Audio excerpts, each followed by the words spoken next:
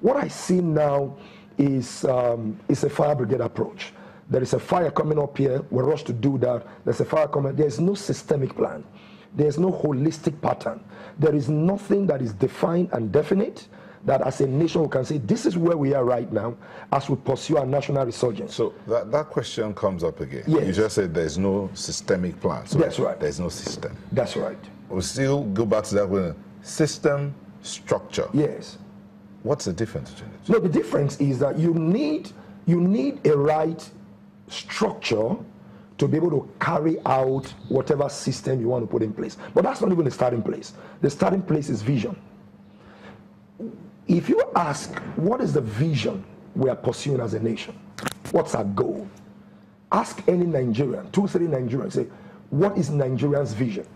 Forget about the platitudes we mouth with respect to Vision 2010, 2030, 2025, and all of those that are just meant for the books and all of that. I'm talking about as a nation, what engages our pursuit.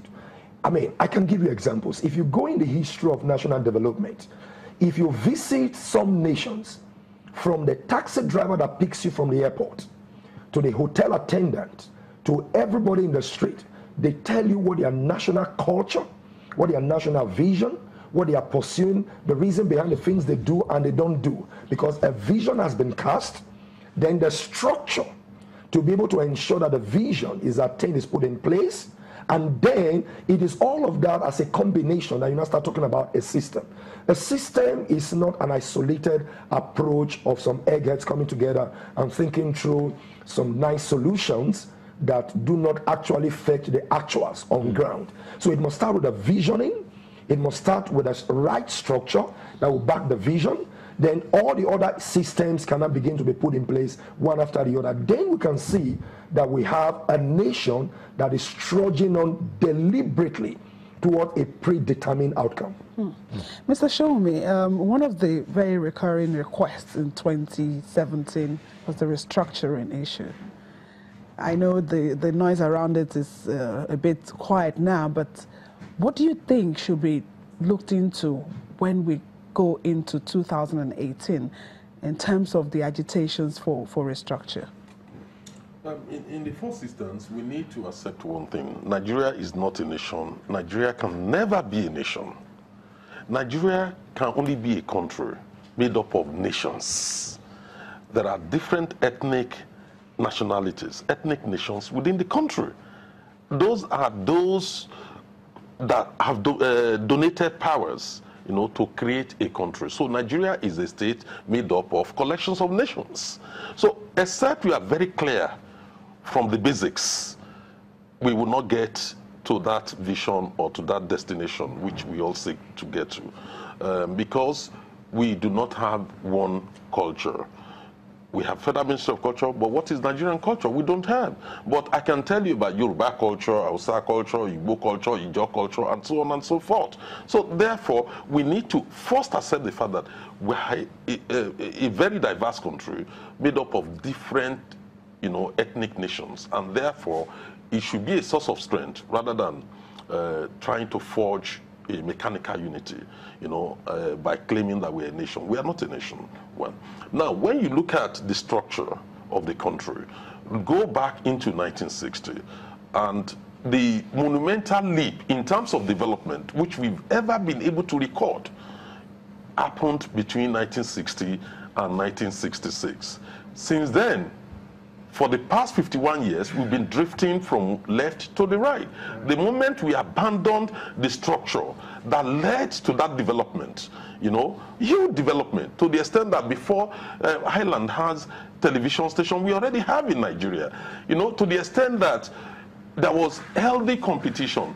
When Liberty Stadium was built in Ibadan, we saw within a question of 6 years, another one emerged in the north, one in the east, very healthy competition. We have the Granite Pyramid now, thanks to Ogun Governor. We now have a rice pyramid, the Mitros rice, which we saw in 2017.